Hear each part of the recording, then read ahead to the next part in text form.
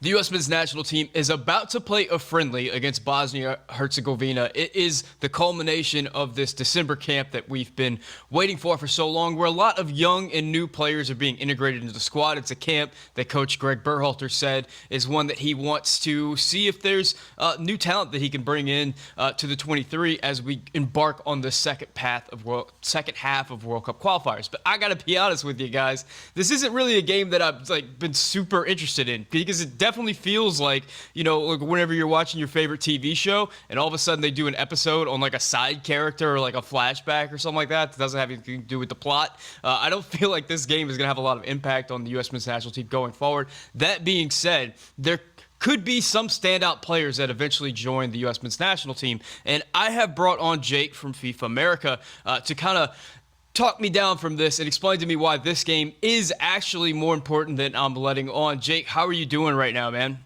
I'm doing well. Thanks for having me back on. It's good to be here again in the Yank Report studio. I always feel Absolutely, man. bit better about myself when I'm in this in this video room with you.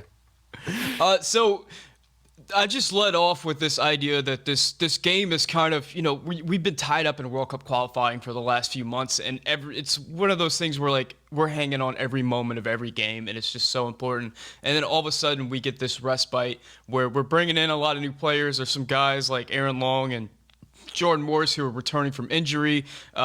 It's a roster of fresh faces, and then we're playing a Bosnia team that is also a roster of fresh faces. They're playing an entirely domestic team.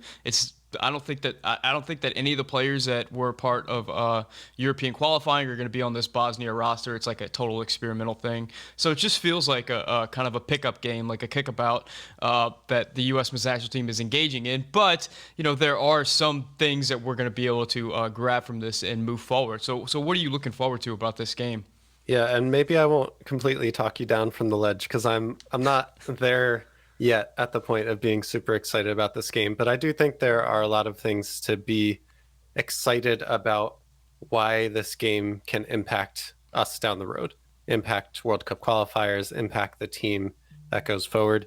And one of those pieces is we don't have many games left before the World Cup. I know that seems crazy to say, but there's 6 games left It's in the just a World Cup year, man. qualifiers. Yeah, it's 1 year away.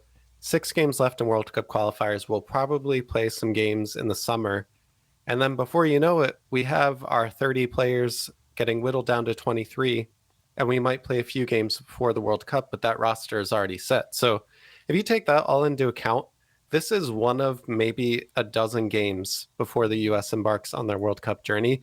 And if you've watched any of the press conferences with these players, it's very apparent that there's very little room to get into this roster, and you need to really take your chances. So with that in mind, that's kind of the perspective that I'm taking into this game, is that this is one of very few games left before the final decision is made. There is a lot of pressure on players that are on the fringes. There's a lot of pressure on someone like Aaron Long or Jordan Morris that we know what they can do and how they can contribute to the team, but we don't know if they can do it at the level that they were at before injury. So that's why I'm excited about the game. That's why I'll be kind of interested in taking a look going forward.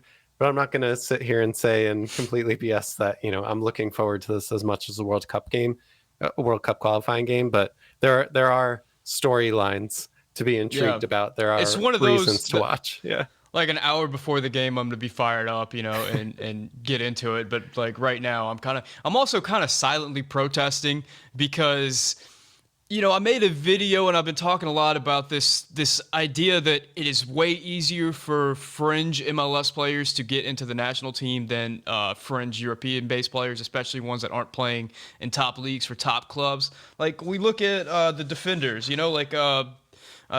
let's see, Austin Trusty is on this roster. Henry Kessler are on this roster. So they're going to get opportunities to show what they can do in front of Greg Berhalter. But a guy like Cameron Carter-Vickers, who, an article recently came out saying that he was the best defender in the Scottish Premier League this year, he hasn't got an opportunity, and it doesn't look like he's going to get an opportunity because the center back pool is pretty tough right now. It's pretty tough to break into. Even like a guy like John Brooks is struggling to get into it, but that's a whole other discussion. But this opportunities like this present these opportunities for these MLS players, and there's not the same opportunity for guys like Cameron Carter-Vickers or guys like Luca De La Torre to come into the camp. And it frustrates me. I understand it. I get the logistics. I'm not saying that MLS players across the board are worse than their European counterparts. I'm not saying that. I'm just saying that the opportunities extended to these players aren't necessarily going to be extended to their European counterparts. And that frustrates me a little bit, enough to where I just silently, with my tiny violin, put a protest together. But I think we should get into this roster, and I think we should start at the goalkeeper position. Now, there's a lot of interesting things with the goalkeeper position, because the goalkeeper position, I don't know if you're aware of this or not, has been hot fire on U.S. men's national team internet Had no for idea. a while now. What's been happening? So every game that Matt Turner and Zach Steffen have played in the last few months have been scrutinized and weaponized by people on both sides of the argument. Zach Turner. I always do that. I always combine them. Steffen. Yeah. Anytime Zach Steffen lets in a goal, people are always like, Matt Turner would have saved that. Anytime Matt Turner lets in a goal, it's like, well, I thought he was the world's greatest shot stopper. We've been having that discussion. But at this point, I feel like if I were to lean one way, I would say that Greg Berhalter is leaning towards Zach Steffen as his starter, as his number one. I think he comes in with a lot of intangibles. That being said, Matt Turner has had some really good games for the U.S. men's national team, has stopped some impossible goals from going in. I think was one of the heroes of that Gold Cup team, really helped that squad stay in it, really stood on his head in a lot of games. Is this an opportunity for Matt Turner to kind of inch his way back into that number one spot, or do you think that Zach Steffen kind of has that cinched up at this point? For that question specifically, I almost feel like it's on the same level of the rant that you just had about why it's easier for MLS players to get into this team. And I did watch this video and I completely agree with kind of just the way that the MLS season is set up, the way that Camp Cupcake is usually set to give opportunities, and that begets more opportunities. For Matt Turner specifically right now, I feel like it's less about how he does in this game and more just about having time in the camp. Like, there's more time to be vocal. There's more time to be a leader. There's more time to kind of continue his success from the MLS season. And with that in mind, I think that would be a reason or a way that Matt Turner takes the number one spot back. But for me, like, Zach Steffen is in the driver's seat for the first goalkeeper right now, at least in Greg's mind. I think it's just weird that throughout this entire year there were two kind of huge moments, or two turning points for the US in terms of goalkeeping, and that was Matt Turner at the Gold Cup, and that was Ethan Horvath's performance coming on as a substitute in the Nations League. And Zach Steffen, he's played some for the US, he's played some as his backing up Ederson at Man City. That is one position where it's like all three, or I guess all two now, Matt Turner and Zach Steffen, they have a chance to be the number one. And for Gabriel Slonina, the other goalkeeper kind of in this conversation, at least for this camp, I doubt that he sees any playing time, but I think for him, it's just important to get into this camp. It's important for the U.S. to start ingraining him with the U.S. identity and kind of pull him away from Poland. He is a dual national that hasn't committed yet. So yeah, I think Zach Steffen still has the number one, but because Matt Turner is going to get the opportunity to have 3 more weeks with the team, 3 more weeks with Greg and the staff, that all is going to give him another opportunity to take the number one spot. Yeah, and I guess we should at this point interject some analysis into this this hot button issue, because I feel like most of this roster is going to be fairly vanilla. The big discussion has always been about Zach Steffen's ability with the ball at his feet versus Matt Turner's ability to save the impossible.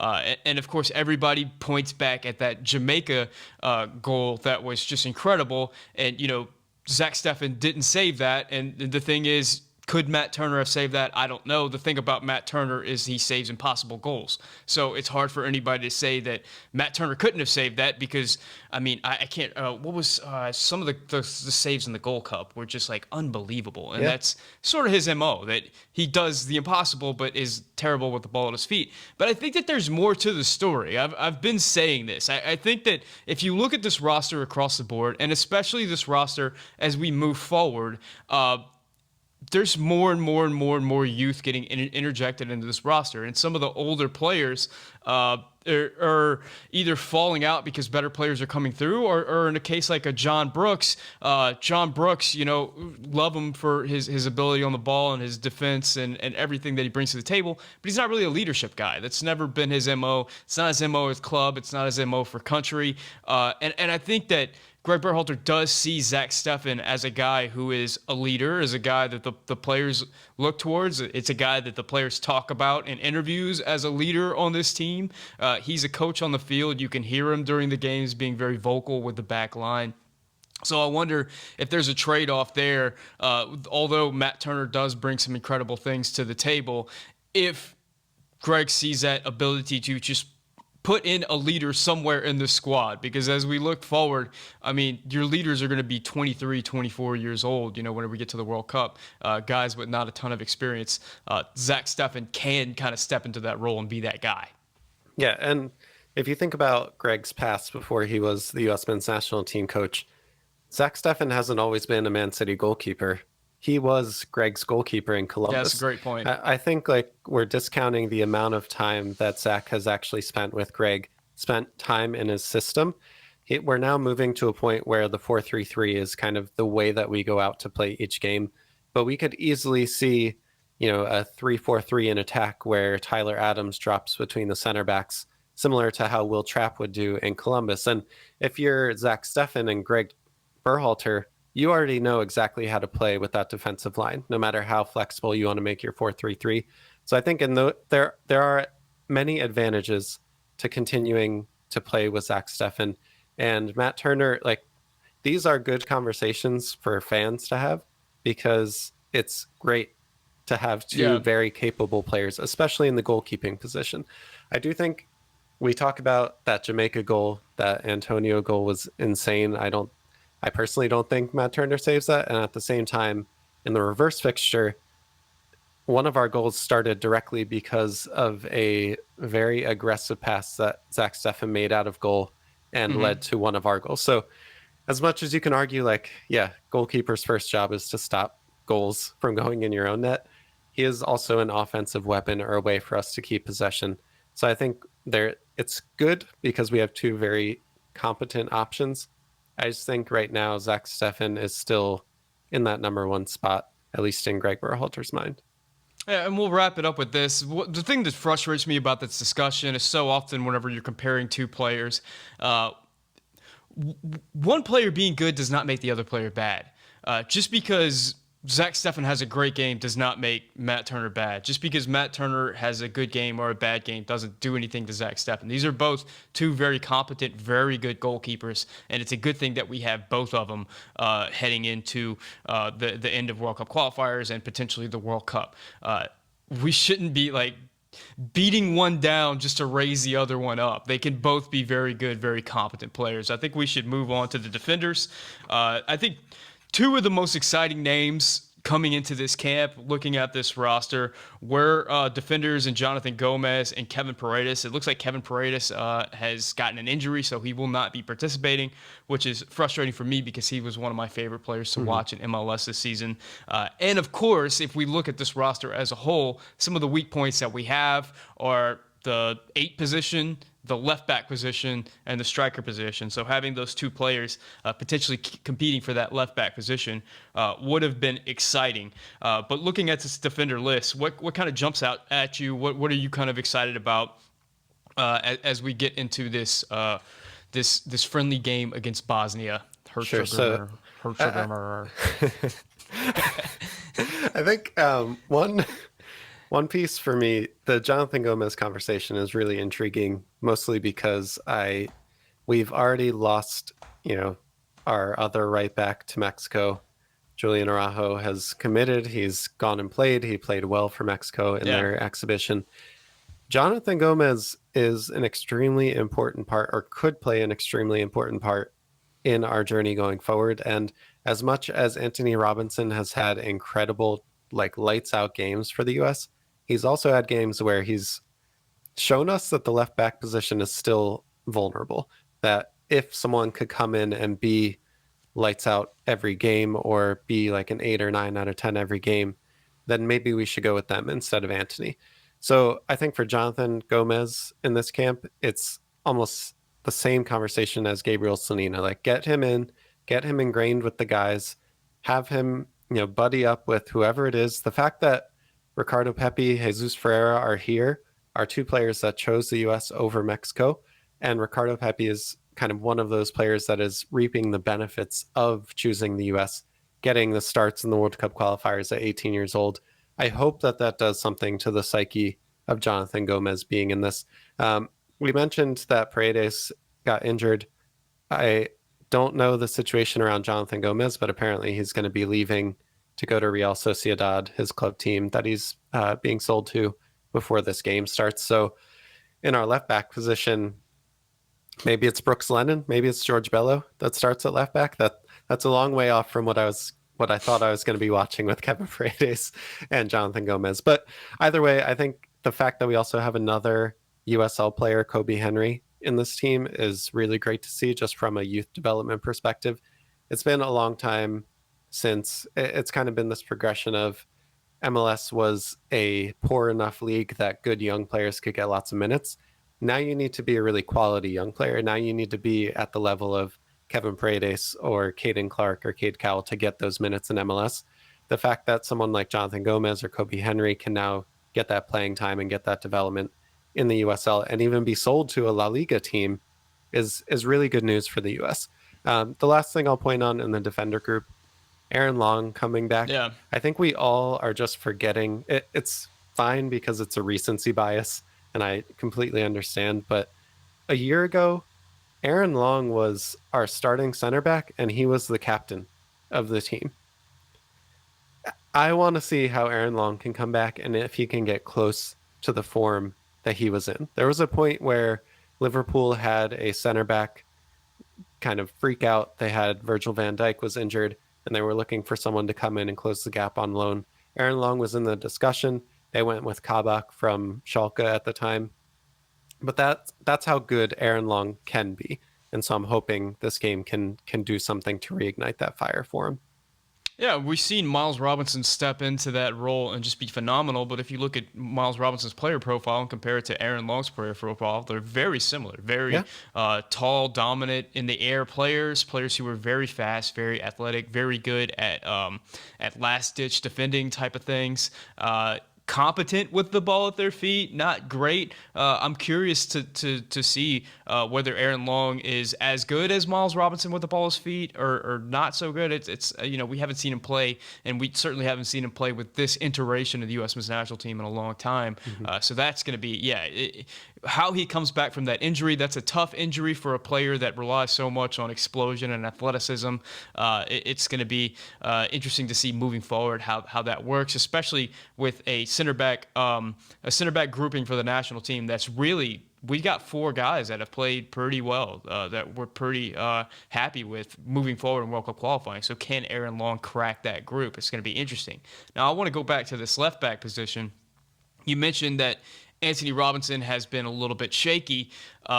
Jonathan Gomez is about to move to Spain. Lay it out for me. What would you have to see from Jonathan Gomez in the next year, or at least in the second half of the European season, in order for him to really stake a claim for this position? Because let's remember, we also have Sam Vines out there in Belgium, who is back to playing regularly. We also have Joe Scally, who is yet to make an appearance for the U.S. men's national team, but he got called into the last camp, so it's looking like he's going to be a part of this group, a player that's playing as well as anybody in the U.S. men's national team pool moving forward. What would Jonathan Gomez have to do in order to leapfrog Sam Vines, leapfrog potentially Joe Scally, in order to get himself like really in the mix as one of the top 2 left backs for the squad? I'm usually not one for complete controversy, and I usually can see the perspective of a reason why Greg does something. And I'm going to answer this in a way that kind of goes completely against the way that I would normally do this. And you mentioned a name, um, which is Joe Scally for Borussia Mönchengladbach in Germany. If Jonathan Gomez can go to Real Sociedad and consistently start and play 90 minutes at left back for a La Liga team, no matter where they are in the table, I feel like that's enough to definitely get on the team, get on the 23. But in my mind, Joe Scally needs to be in the mix of our starting 11. If Hmm. Serginho Dest's healthy, he's my right back. But Joe Scally can play right back. He can play right wing back. He can play left back. He can play left wing back. There are a lot of ways that we can get Joe Scally involved in this team. And Jonathan Gomez, for me, that's all I need to see. I just need to see consistent minutes. I need to see development in his play. I need to see that he can play at the speed and the speed of thought and the speed of his thoughts going to his feet and making him play as fast as he thinks and as fast as La Liga does play. So for me, it's just about that playing time, getting ingrained in a first division in Europe that regularly sees, Champions League winners. And for someone like Sam Vines, like he's absolutely in the conversation for the 23 for me. You're at a team that plays in Europa League. I think Europa League, maybe Conference League now, but he's been getting lots of minutes. He came back from an injury successfully. So for me, it's just about being in form, having lots of minutes under your belt, especially for a young player like Jonathan Gomez or Joe Scally. Playing time is the ultimate trainer, the ultimate experience that you can have to build on your foundations and just take your game to the next level. So that's what I need to see. I say that's controversial for me because I don't I don't necessarily know what the bar is for Greg on what he Hmm. needs to see. If if he goes by everything else that we know or think about international soccer, Joe Scally would have been with the team months before he was. He would have been in the 23 or maybe in the 11 months before he was not making the bench in the last World Cup Certainly in qualifiers. October. Yeah, Certainly in October. absolutely. So for me, Jonathan Gomez, like hopefully that's not a sign to him that, hey, maybe I go this top 5 league in Europe, I get lots of playing time. Well, Joe Scally's already doing that and he's not making the team. So for me, yeah, get playing time, start to up your game, and you have a call in, at least from me, to get to the next World Cup qualifying team. Well, to be fair to us, it's not like Mexico has been better at integrating young players into their squad. So It's there's very true. that Yeah. for Jonathan Gomez to consider as well. I just think we how good does if we assume that Joe Scally is in the mix, and we're assuming that based on his play for Mönchengladbach because we haven't seen him for the national team, but he just looks like such a revelation on either side, and is so versatile and dynamic that it seems like he's absolutely going to be a part of this group moving forward. If Joe Scally is in the mix, how good does Jonathan Gomez have to be to overcome Anthony Robinson? Because that's really what we're discussing here. Can Jonathan Gomez be so good that Greg Berhalter either chooses to leave off Anthony Robinson or chooses to bring Gomez and Robinson and have Scally as like a two-way player who can play right back and left back, but we're also talking about Scally starting in the left back position, so that would mean like three left backs, and Yeah. I don't know, it I doesn't mean, make a personally, whole for lot of sense. me, I doubt that Jonathan Gomez is going to be in the mix and in the conversation for the World Cup team, and especially not for the World Cup qualifying team, unless there are catastrophic injuries. Yeah, and that can happen. That can always happen. Let's Absolutely. move on Yeah. to the midfielders because this is another problem area. Now, of course, we've got Kellen Acosta and the return of Jackson Ewell for what we're assuming is going to be that sixth position. But we got some other guys coming in. We got Johnny Cardoso, we got Christian Roldan, we have Caden Clark, we also have Where is he at? Christian Probably in the Roldan is, forwards. yeah. Christian Roldan is in there somewhere.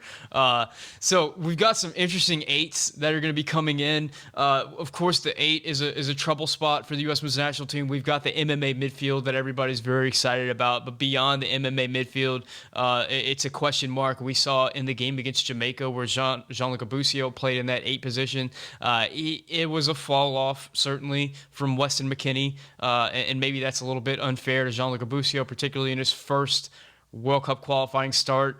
In his first World Cup qualifying start away, all the caveats, throw them all in there. However, are there people in this list that you think can make some noise moving forward in World Cup qualifying for that eight position? I feel like on this roster in particularly, not really. Um, to be completely honest, like Cole Bassett is the one name that at least has a chance to start making a name for himself. I feel like Taylor Booth is a bit too far away from first team soccer to, unless he has an incredible camp, really impresses the staff and just kind of runs from there. But I doubt that we put that much faith in a player that's playing for in the fourth division in Germany, is playing as a right back at his club team, but is seen as more of an eight, it looks like, for this camp. I doubt that Taylor Booth is kind of seen as the future. Caden Clark is someone that I would want to see get a run out at that position. He's played more of a 10 and a left wing for the Red Bulls this season, but he has and for played, the youth national team, yeah. very true. But he can play a two-way, more of a two-way player. Cole Bassett is probably the closest to that for me. We know what Kellen Acosta brings. We know what Jackson Ewell brings. And Christian Roldan, I think he's probably in the plans. He is probably in the plans just because of how versatile he is, and that really is a strength for him.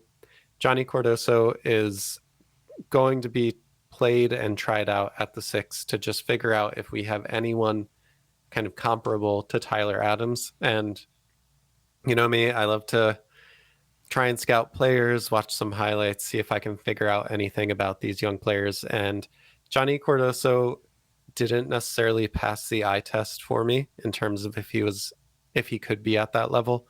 I could absolutely be wrong, but he was very strong in the air. His defensive awareness and positioning, playing the six and really covering the center of the field, really protecting his back line, that left me a bit worried just in terms of how much space Tyler Adams covers. I know that's unfair to anyone just because Tyler Adams can basically teleport across the field and take out everyone with tackles. So Cardoso, I hope he has a good camp. I hope he has a good game if he plays. But I don't necessarily see someone on this roster, at least, that can really take either the six or the eight by the reins and make it their position. Yeah, and I'll join you in talking about Cardoso for a second. And yeah, in the games where I saw, you see that he's not a dynamic athlete, in the sense of like really covering ground. And whenever you think about the players that he's up against, Kellen Acosta is, if nothing else, he's a great athlete. He can definitely cover some space and he can bring in a crunching tackle. And then you got a guy over at Venezia in Tanner Tessman, who's kind of coming through and coming up and getting some experience right now. And you wonder, how can Johnny Cardoso put together a better resume than Tanner Tessman right now? And it seems like that'll be a difficult thing. And Tanner Tessman is a bigger guy. He's 6'4", and he's a much better athlete. He covers distance, and we've seen him put in some crunching tackles for Venezia. And honestly, I think he does better with the ball at his feet moving forward. Like Johnny Cardoso, he can definitely do that connector thing. He can kind of get the ball out of his feet and move it. But it's not like whenever I watch him play that I'm really impressed by the balls that he plays. It's not like he's unlocking defenses or anything like that for a squad. He's just sort of okay and kind of thrown in the mix with a lot of these other okay guys. The interesting thing for me is, where is Caden Clark going to play? Because we saw with the youth national team, he was either a withdrawn forward or he was a winger or something like that. Whenever we look at the U.S. men's national team as a whole, and if everybody is healthy, That winger position is going to be very, very difficult to crack for anybody, much less a young player like Caden Clark. That 8 spot, there's a lot more potential to get in there. So I really would like to see Caden Clark in that spot just to see what he can do. He is, of course, about to make that move to Europe, and he could potentially be at Leipzig. He could potentially get loaned out somewhere else. But there is a potential where in the next few months, Caden Clark is a regular starter for a top 5 league team. Like, that's possible. That's within the world of possibility. So it would be fascinating to see him to get this opportunity. You mentioned Cole Bassett, and he's a player that people in the comment section are sometimes pretty high on. What do you think that Cole Bassett's ceiling is as we move forward towards World Cup qualifying? You mentioned athleticism as something that we look to Kellen Acosta for and Tanner Tessman for. I think Cole Bassett is an extremely good athlete. He's also played in a bit more, like not necessarily a 10, but a little bit more advanced for an 8 for his club team. And I just feel like for him, the ceiling probably isn't super high, but it's another of those Kellen Acostas where like exactly what you're going to get for those games. Although with these players that haven't taken time with the U.S. men's national team before, we don't actually know what that floor is for them. And maybe, he completely surprises me. But for me, I see him as another role player right now. Someone that has a high floor, but not a super high ceiling. Can play in a lot of different positions, more of an advanced 8, maybe a 10. Can also just play more of a dynamic box-to-box. And yeah, for me, like Cole Bassett isn't necessarily going to be the star that breaks out of this camp. Yeah. But he's in the upper tier of players that I could see start to impress a lot more people. Yeah, whenever you think about the floor of this position, probably going to be Sebastian Lletget at this point. So can any of these players bring more to the squad than Sebastian Lletget? And I know that there's a lot of people that hate on Sebastian Lletget for his play on the field, but we got to understand that there's some off-field things and some other things that Sebastian Lletget brings to the table. Can I ask you a question about that? Yeah, go ahead. Because we see like Christian Roldan, Jackson Ewell, Kellen Acosta on this roster. And in the Behind the Crest episode, Greg was talking about how this is like the last chance for MLS players to stay sharp before the World Cup qualifiers in January. And if you don't take this opportunity, there's no way you're going to make the roster in January. So then I think about that in relation to Lletget not even being on this roster and being in camp. Do you think that means like Jackson Ewell is closer to making the January camp than Sebastian Lletget? No, whenever it comes to Sebastian Lletget, I think that his sister passed away like during the tail part of the season, and this was really his first off time since then. So I can see Sebastian Lletget giving an opportunity to kind of be with his family during this time. And I also see, he just made that transfer.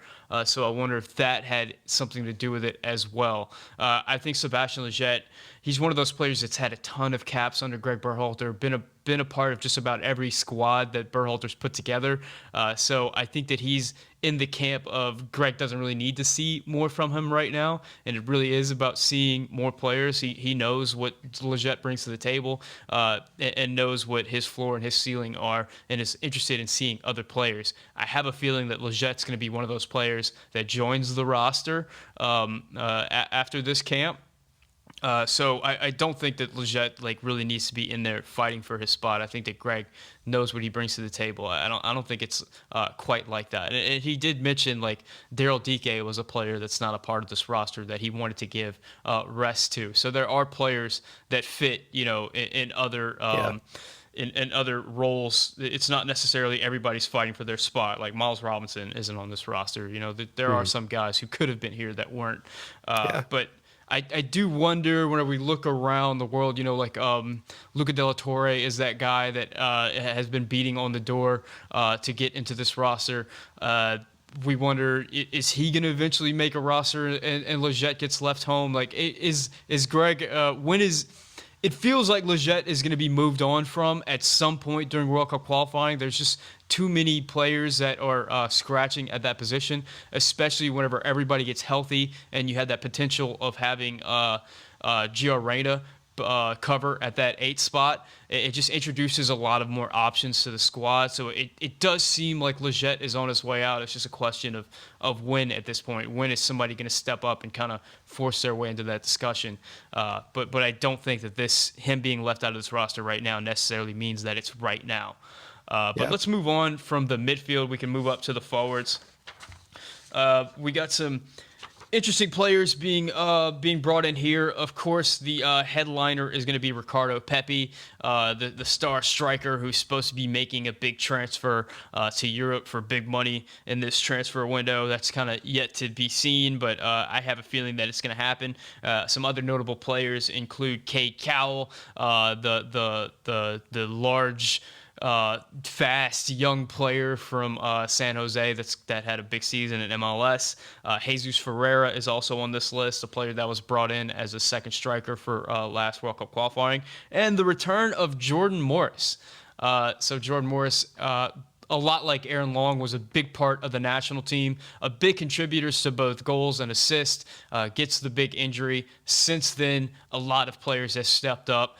Brennan Aronson has emerged. Tim Weah has emerged, not just as a national team player, but as a big national team player. And then you got guys beating on the door like Conrad De La Fuente out there for Marseille. So a lot of interesting things coming into this window. One thing that I find really interesting is that both Ricardo Pepe and Gyasi Zardes are on this list, so that makes me wonder: is Jesus Ferreira going to be considered a forward in this particular camp, or is he being tried out in that winger position? So there's something to kind of look at there. What are your thoughts on this winger position as we head towards this game? I feel like the wingers on this roster don't necessarily include Jesus Ferreira, although like at Dallas, he was a versatile player, but the versatility was between the 9 and the 10. He wasn't necessarily a wide player. So I think he's probably on this roster as the third striker, maybe some versatility dropping back into the midfield. Maybe Greg surprises us and we play 2-striker system. Jesus Ferreira and Ricardo Pepe played at the same club and have lots of chemistry together. To the winger conversation, though, it's really between Jordan Morris, Cade Cowell, and Caden Clark. I can't see Gyasi Zardes or Ricardo Pepe playing there. We know that Taylor Booth from the press conferences has been training this camp as a number 8. So that really leaves you with 3 wingers, which, again, like this is an exhibition against a team that is bringing in an all-domestic roster. This game doesn't matter. And still, Greg doesn't bring in more than like 2 or 3 wingers. It's like a continuous issue for me. But yeah, that's why I'm wondering about Jesus Ferreira. I mean, we say wide player, but we've seen Greg's system where the wingers are not very wide. They're very narrow. They're very close to the goal. They're kind of running in that channel, which I think is a good spot for Jesus Ferreira. And then there's also Christian Roldan, who's always listed as a midfielder, but always plays as a winger, which is kind of confusing. Yeah. But anyway, go on with your point. No, Roldan did say in an interview as well that he was frustrated by the amount of positions that he was playing. And again, when he sat down to talk to Greg about it, Greg asked him to think of himself more as an 8 or a 10 for this camp. So again, in my mind, like I'm just racking it with who can actually play on the wing. And I think what we'll see is that Jordan Morris starts on the left and Cade Cowell starts on the right with Pepe in the center, which is a really nice kind of young core between Cade Cowell and Ricardo Pepe. And then the return of Jordan Morris will be great to see as well. I think we can be very surprised pleasantly by Caden Clark. I feel like he's a player that can really impress on the practice field, can really impress with his work rate, his technical ability. So I wouldn't personally be surprised if we find a way to fit Caden Clark into the starting lineup, whether that's on the left wing, whether that's as an 8, whether we play some crazy non-4-3-3 and Caden Clark makes the team that way. I just feel like he's too good of a player over a long period of time where it's not a flash in the bottle, that he is very capable of impressing his coaches on the practice field. So yeah, I think like safely it would be Jordan Morris, Cade Cowell, and Ricardo Pepe as the front 3. But I think there's a lot of flexibility in that forward group. There's just not a lot of them. So I asked you earlier to make the case for for Jonathan Gomez making the senior squad. Make the case for Jordan Morris now. Jordan Morris is just returning from injury. What would he have to do to really crack that top four winger group, or what would have to happen in order for that to happen? Jordan Morris needs to be better than Paul Arriola. That's it. That's for me the best case scenario of what happens is that Jordan Morris takes that position from Paul Arriola. I think Greg sees Paul Arriola as a way to play a versatile player on both sides of the field, to press high up, to have high energy, to be a leader in the locker room. And I think Jordan Morris can give you all of that with a little bit better production, with just a little bit more technical ability. And as a fan, like I'm never upset that a player gets called into camp. I'm never upset at the player for getting called into camp. I'm upset at Greg for calling in those players. So the best that can happen is Paul Arriola plays his heart out and he plays for the team and he plays for the Crest, which he does. I just feel like Jordan Morris can do all of that and better. So for him and for me as a fan, the best case scenario is that Jordan Morris is better than Paul Arriola, and that's how he makes this roster. Yeah, and you mentioned Jordan Morris having better production than Paul Arriola. You said a little bit better. I think it's a lot better. I think Jordan Morris historically, his best thing about him is his production. He's later on in his career, he's added the ability to kind of pick out players and assist a little bit more. But of course, we know that he's great in the box. He's great at scoring goals, and has done so pretty regularly whenever he's played with the national team in the past. Whenever we talk about production, I think it's important to talk about another player out there who's fighting for that winger position, and that is Conrad de la Fuente. Conrad de la Fuente has had some pretty nice games recently for Marseille, but I think the big question mark still moving forward with him is that production, because we've seen his willingness and his dynamism on the wing to take players on, to create through being aggressive and taking players on. However, after he beats that player, it's what he does in that final third with the ball at that point that's left a little bit to be desired up till now. And you do question. I think it's fair to question whether Conrad de la Fuente can put in a grown man shift, I want to call it, like we see from like Paul Arriola, where like he's just willing to run till he dies. I'm not saying that Conrad de la Fuente can't do that. I'm just saying that we've seen it from Arriola and we've seen it from Jordan Morris in the past.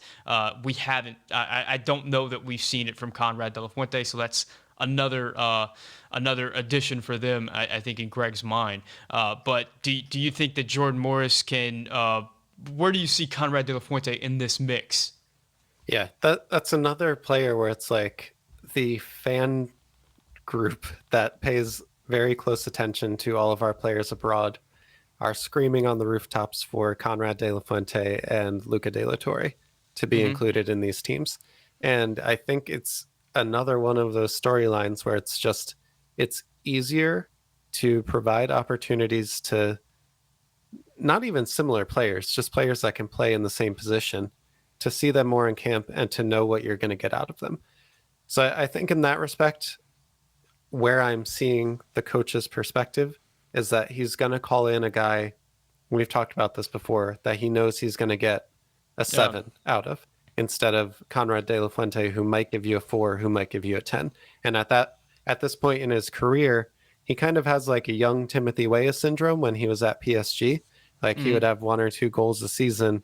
He was a flashy player. He was at a very good team, but it just wasn't producing enough. He's a bit further ahead than I think Timothy Weah was when he was at PSG. He's starting a lot of games for Marseille. He's older too. He is an older player than Tim was at that point.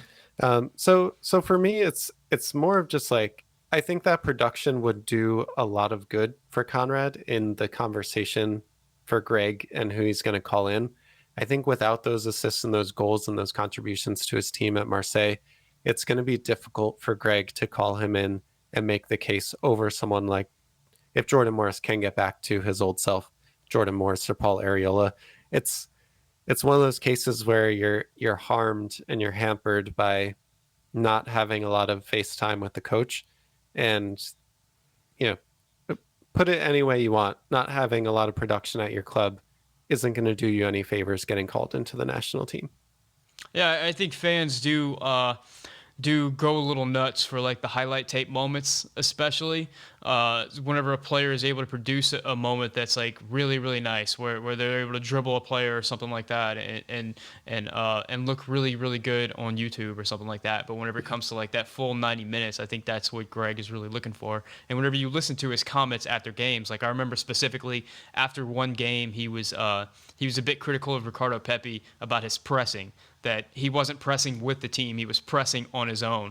And it just kind of gives you a little insight into what Greg's thinking about, where it's not so much what the player's doing with the ball, it's what they're doing off the ball that he's really concerned with, from a coaching perspective. And that's something that Conrad de la Fuente, whether through his fault or not, because of the situation that he's in, where he's just not able to get as much face time with Greg as some of these domestic-based players, is going to have to overcome that hurdle and not just be a player that is good enough to make the squad, is a player that's no doubt good enough to make the squad, just like exactly. far and away. And that's going to take him putting together some like Timothy Weah type games where he's not just beating players on the wing, but he's beating players on the wing and he is affecting the scoreline. He's creating chances, and he's a player that their squad really relies on.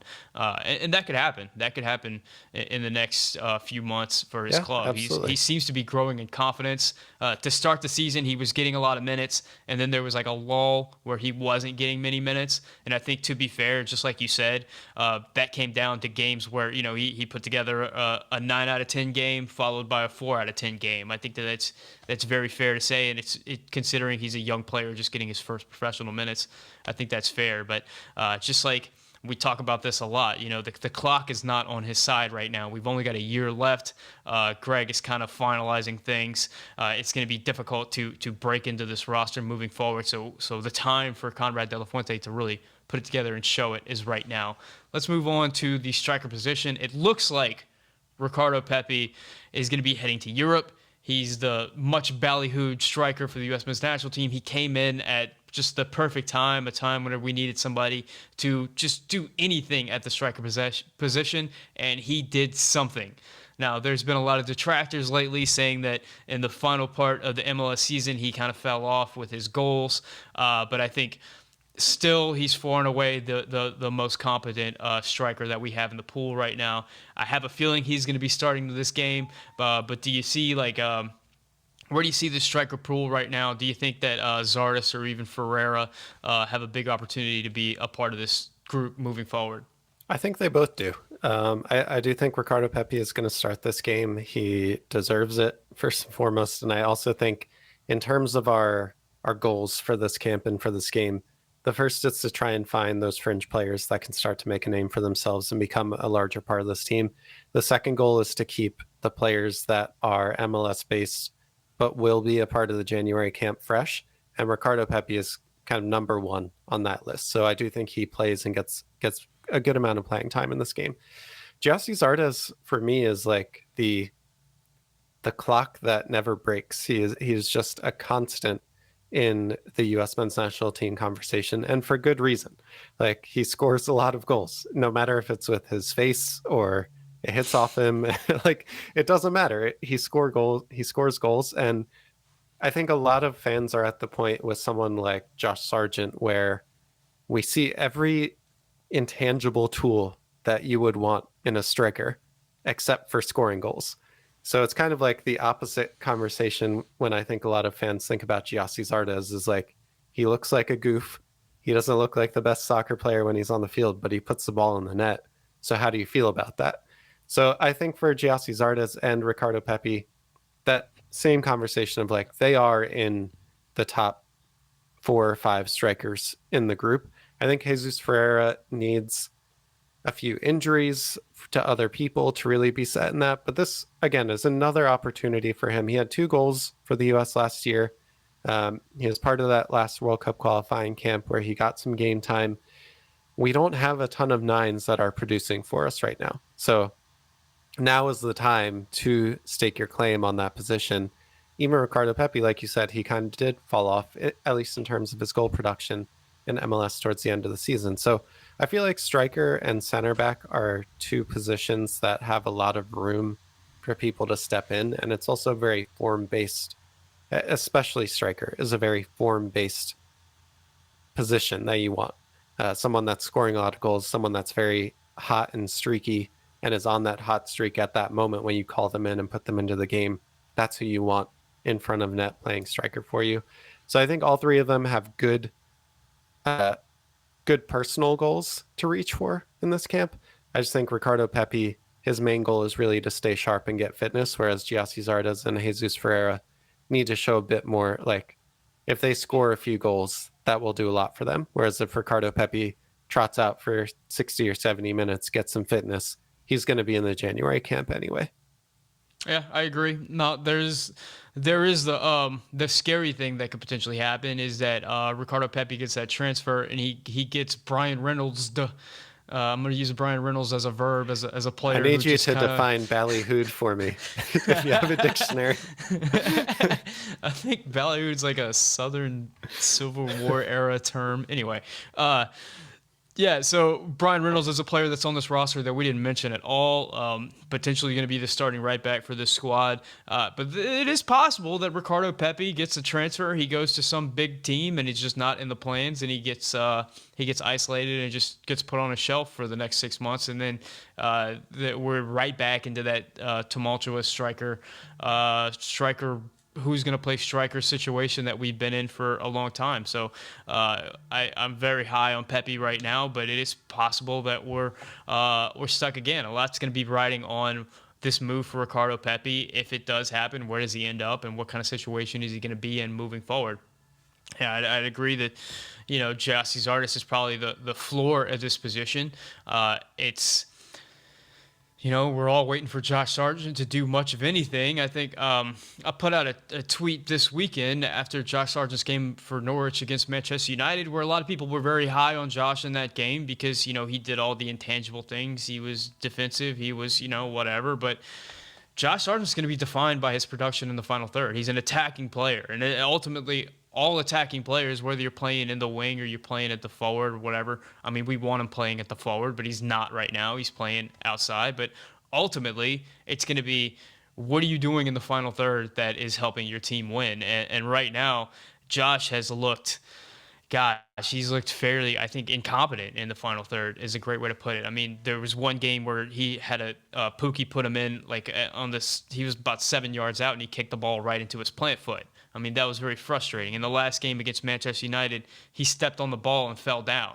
And people get upset with you for pointing out these things. I saw one guy tweet at me that had Cristiano Ronaldo done that, nobody would have said anything. And it's well, Cristiano Ronaldo also won 5 Ballon d'Ors. I don't think he's built some goodwill. Yeah, I think Cristiano Ronaldo's done some things that have allowed people to accept that, whereas Josh Sargent has not.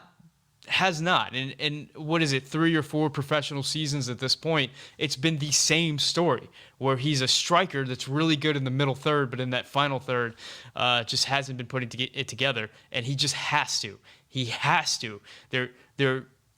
We can't be getting excited about these games where he's really good at everything except for being dangerous in the final third, because his job is being dangerous in the final third. That's how he's defined as a player.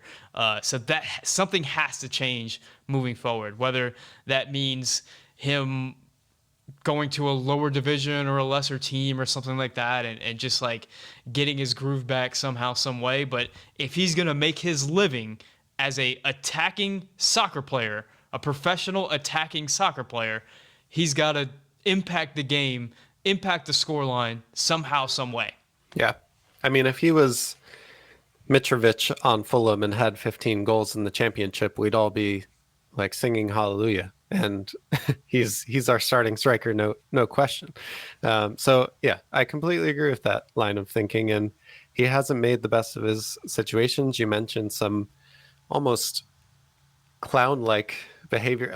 I don't know, there's a better way to say that, but when there was the open goal and he just hit it short, he hit it too light, and that was another I did see, one. You mentioned some good Twitter posts. He was open in the Manchester United game on one of their counterattacks, and someone commented I didn't even want them to pass it to him because I was afraid he was going to miss it again. That's where we're at with Josh Sargent. We don't want him to get the ball in front of the net. If a player is open in front of goal and teammate doesn't pass it to him in the short term, I think is something to get frustrated about. But this isn't a short-term thing with Josh Sargent at this point. Yeah. This is his entire professional career up to this point. There's been a lot of situations where teammates haven't looked for him or haven't passed to him. I can remember like the Gio Reyna, there was an opportunity where he could have passed it to him and didn't. And I wonder at this point if that's just a thing with him, if players are not even looking for him in the final third. I don't know. You know, it's just at this point, it's not a short-term thing. We have a lot of data that shows that this is something that happens with this player, and it's got to change. It just has to change if he's going to continue to be a top-flight professional forward in as a professional soccer player. I'll close it out with this and bring it back to Ricardo Pepe, because it is very fragile how our striker pool is right now. If Ricardo Pepe doesn't pan out, or maybe he goes to Real Madrid and gets his dream move, and he sits on the bench, doesn't score for 6 months, doesn't play in La Liga. Josh Sargent continues. Gyasi Zardes is Gyasi Zardes. Like, who are we taking to the World Cup if we make it? Our striker pool, like, I think it's scaring a lot of people, and it's a conversation that's not being had because it is a very scary conversation. Yeah. But it is very fragile how quickly our striker pool could fall apart if Ricardo Pepe doesn't pan out. That is a great point, because I just kind of wrecked Josh Sargent, just kind of went on a rant for Josh Sargent, but I also picked Josh Sargent as our second striker in the World Cup for my World Cup team, my World Cup roster that I put together, because I still have faith. And you might be right that he's the second best option. Yeah, because whenever you look around, I mean, there's a lot of incomplete players out there. We could bring Gyasi Zardes, but there's issues with Gyasi Zardes. We could bring Daryl DK. There's issues with Daryl DK. And then beyond that, you know, it gets kind of scary. So, yeah, that is a definite question mark as we move forward. But I don't think that's something we need to worry about right now, because I believe we're gonna win this game 18-0.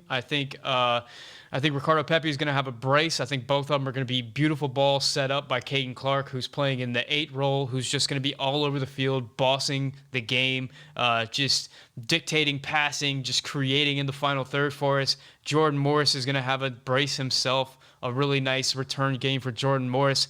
Aaron Long is going to be an absolute beast. He's going to be an absolute wall.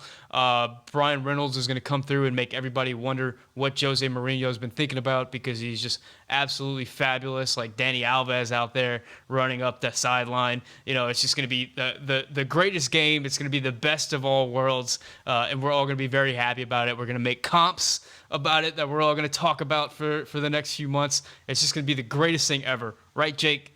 I thought I was the optimistic one of this YouTube bunch, but you've just taken the banner and run with it. Yeah. But yes, anyway, 18-0. Very realistic. It'd be great if half of those things happened.